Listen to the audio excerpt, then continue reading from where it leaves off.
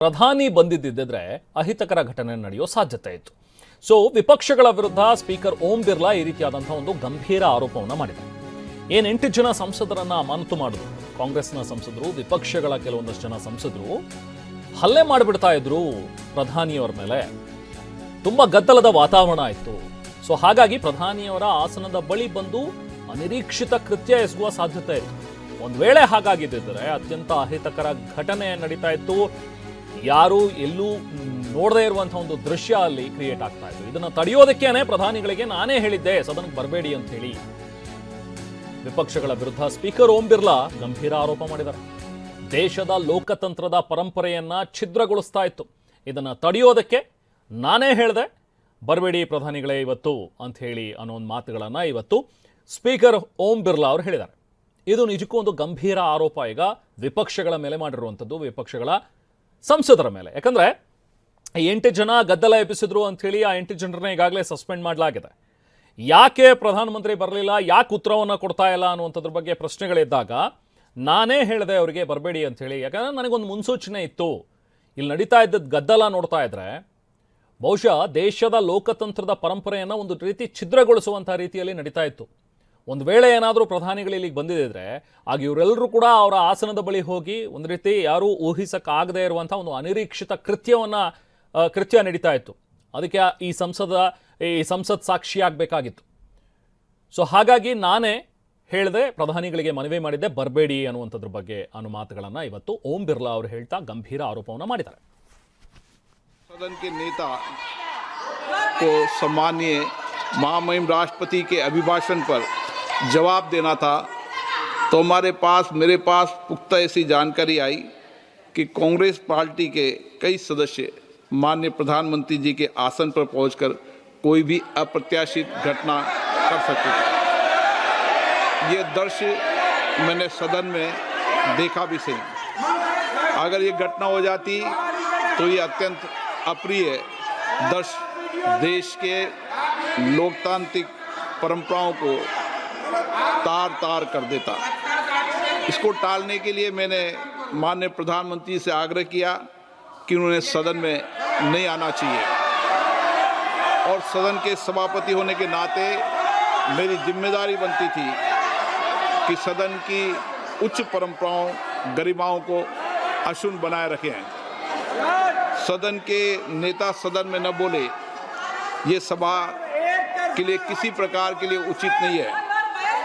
सदन के नेता ने उपस्थित न रहकर मेरे आग्रह को मानकर सदन को अप्रिय दृश्य से बचाया।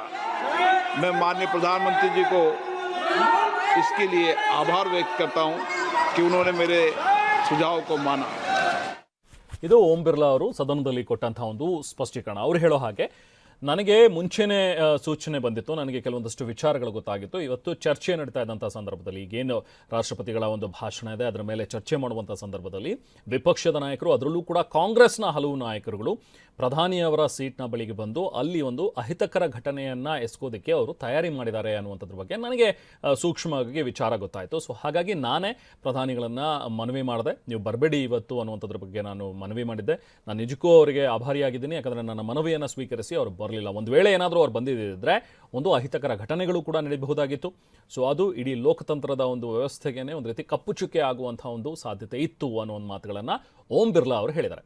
ಇನ್ನು ಲೋಕಸಭೆಯಲ್ಲಿ ಮಾಜಿ ಭೂಸೇನಾ ಮುಖ್ಯಸ್ಥರಾಗಿದ್ದಂಥ ಮುಕುಂದ ನರವಾಣೆ, ಸೊ ಅವರು ಬರೆದಿರುವಂಥ ಒಂದು ಪುಸ್ತಕ ಏನಿದೆಯಲ್ಲ, ಸೊ ಆ ಒಂದು ಪುಸ್ತಕದ ಬಗ್ಗೆಯೂ ಕೂಡ ಗದ್ದಲ ಮುಂದುವರೆದಿದೆ. ಇಂಟ್ರೆಸ್ಟಿಂಗ್ ವಿಷಯ ಏನಂದರೆ, ಇವತ್ತು ಮತ್ತು ನಿನ್ನೆಯೇ ಪ್ರಧಾನಿ ಮೋದಿ ಲೋಕಸಭೆಯಲ್ಲಿ ರಾಷ್ಟ್ರಪತಿಗಳ ಭಾಷಣದ ಮೇಲಿನ ವಂದನಾ ನಿರ್ಣಯದ ಬಗ್ಗೆ ಚರ್ಚೆಗೆ ಉತ್ತರ ಕೊಡಬೇಕಿತ್ತು. ಆದರೆ ಹೌಸ್ ಆರ್ಡರ್ನಲ್ಲಿ ಇಲ್ಲದ ಕಾರಣ ನಿನ್ನೆ ಉತ್ತರ ಕೊಟ್ಟಿರಲಿಲ್ಲ. ಇವತ್ತು ಲೋಕಸಭೆಯಲ್ಲಿ ಮೋದಿ ಮಾತನಾಡುವಂಥ ನಿರೀಕ್ಷೆ ಇತ್ತು. ಆದರೆ ಇವತ್ತು ಪ್ರಧಾನಿ ಮೋದಿ ಉತ್ತರ ಇಲ್ಲದೇನೆ ರಾಷ್ಟ್ರಪತಿಗಳ ಭಾಷಣದ ಮೇಲಿನ ವಂದನಾ ನಿರ್ಣಯವನ್ನು ಸ್ಪೀಕರ್ ಓಂ ಬಿರ್ಲಾ ಅವರು ಅಂಗೀಕರಿಸಿದ್ದಾರೆ.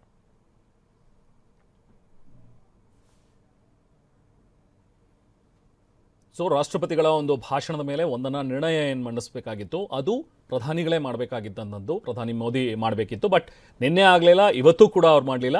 ಬಟ್ ಇವತ್ತು ಓಂ ಬಿರ್ಲಾ ಅವರೇ ಅದನ್ನು ಅಂಗೀಕರಿಸಿದ್ದಾರೆ. राष्ट्रपति अभिभाषण पर धन्यवाद प्रस्ताव को सभा के मतदान के लिए रखता हूं। प्रश्न ये कि राष्ट्रपति की सेवा में निम्नलिखित शब्दों में एक समावेदन प्रस्तुत किया जाए कि सत्र में समवेत लोकसभा के सदस्य राष्ट्रपति के उस अभिभाषण को जो उन्होंने 28 जनवरी 2024 को एक साथ समवेत संसद की दोनों सभाओं के समक्ष देने की कृपा की है, उनके प्रति हम अत्यंत आभारी हैं। जो सदस्य इसके पक्ष में हाँ गए, जो सदस्य विरोध में ना गए, मेरे विचार में निर्णय हाँ वालों के पक्ष हुआ, निर्णय हाँ वालों के पक्ष हुआ, प्रस्ताव स्वीकृत हुआ।